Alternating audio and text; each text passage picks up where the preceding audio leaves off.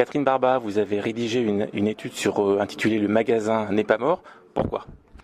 Alors, le magasin n'est pas mort, c'est un message avant tout de confiance en l'avenir pour les commerçants, aussi bien les grands et les petits. Moi, ça fait 18 ans que je travaille dans l'e-commerce et puis plusieurs années déjà que je me concentre sur les magasins physiques et je me rends compte qu'il y a encore beaucoup de peur, il y a encore beaucoup de réticence et on considère encore beaucoup l'Internet comme un ennemi qui va nous capter des parts de marché quand on est commerçant, qui va nous voler des clients, détruire de la valeur. Et j'avais envie de rassurer nos commerçants et de leur dire qu'ils avaient tous les atouts pour réussir, d'être les champions du commerce de demain. Alors justement, quand on passe à la transition numérique, on a l'impression que c'est réservé aux grands groupes, aux franchises. Est-ce que pour le petit commerçant, on peut accéder à ces technologies et tirer son épingle du jeu ? En fait, quand on dit transition numérique, c'est vrai que ça fait peur, quoi. C'est un grand mot. On a l'impression que c'est la révolution des grands. En fait, ça veut simplement dire une chose très très simple, c'est que aujourd'hui, les clients, vous avez changé, j'ai changé. On n'achète plus comme avant. On a besoin de plus d'informations qu'avant. On est tout le temps connecté avec son mobile en main et en poche. On a besoin de s'exprimer sur les produits. On a besoin d'encore plus de relations. Et ça, c'est vrai, quel que soit le magasin dans lequel je vais, dans la petite boutique de centre-ville, comme le grand magasin ou l'enseigne. Et moi, je crois qu'aujourd'hui, tout commerçant, grand ou petit, doit changer sa façon de vendre pour s'adapter au client qui a changé. C'est ça la transition numérique, c'est comment je m'adapte à un client qui a changé et j'utilise Internet pour vendre plus dans mon magasin.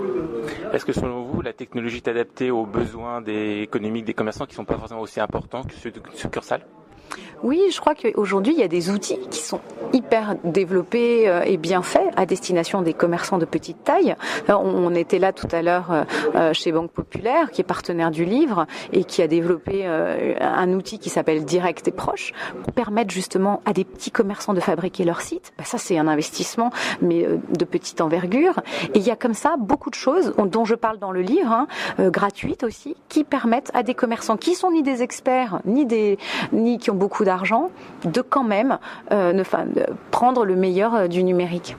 Alors on sait que les commerçants, ils sont souvent au four et au moulin, le nez dans le guidon, ils passent de la vente à la gestion de leur entreprise. Est-ce que le manque de temps, c'est pas un élément clé ?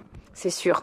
Aujourd'hui, un commerçant, c'est Shiva. Et c'est vrai pour tout le monde. Le problème, c'est qu'il faut continuer à bien faire son métier, comme avant, à bien vendre, s'occuper de ses stocks, de son assortiment, de son merchandising, Et en plus, il faut apprendre Internet. Je sais, c'est ça la grande difficulté, mais c'est ça l'enjeu pour être un champion de demain. Si on veut donner des points clés, plutôt réussir cette transition numérique, quels sont-ils ?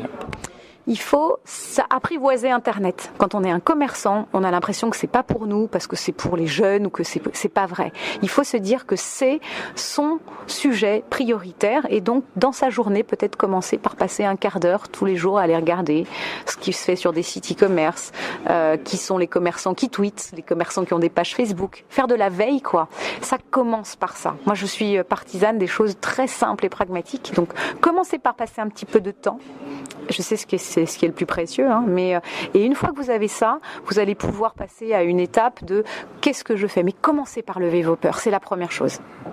Alors on sait aussi qu'il y a beaucoup de clients qui vont sur le net, qui achètent sur le net parce que le prix inférieur est très compétitif. Comment le petit commerçant peut arriver à tirer son épingle du jeu ? Mais quand on n'est pas le moins cher, qu'est-ce qu'on fait ? On apporte de la valeur ajoutée. La valeur ajoutée, elle se situe dans beaucoup de choses possibles. Il y en a une qui est la grande force du commerce, c'est l'accueil, c'est la relation humaine, c'est la considération du client, la gentillesse, la disponibilité. Moi, quand un magasin est fermé entre midi et 2h, c'est dommage. Je vais acheter en ligne, oui, parce que c'est le seul moment de la journée où finalement j'ai du temps en magasin. Donc c'est jamais oublier que le client, il aura toujours besoin, Internet ou pas, de relations humaines. Donc ça, c'est un atout considérable sur lequel il faut capitaliser. Donc ça veut dire que les commerçants doivent faire un gros effort sur le mode d'accueil. On sait que les commerçants ne sont pas toujours très bien perçus des clients. Là, il y a un gros boulot à faire de leur côté.